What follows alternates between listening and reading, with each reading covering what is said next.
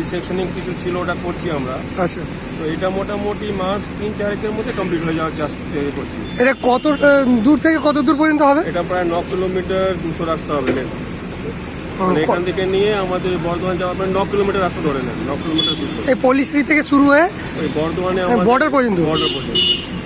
এই আজ থেকে শুরু হলো, এইটা কন্টিনিউ চলবে তাই তো? মোটামুটি চলবে। কতদিনের মধ্যে শেষ হওয়ার? মাস 3-এর মধ্যে পাবো, মাস 3-4 মধ্যে শেষ হয়ে যাবে। আচ্ছা, আপনার নাম?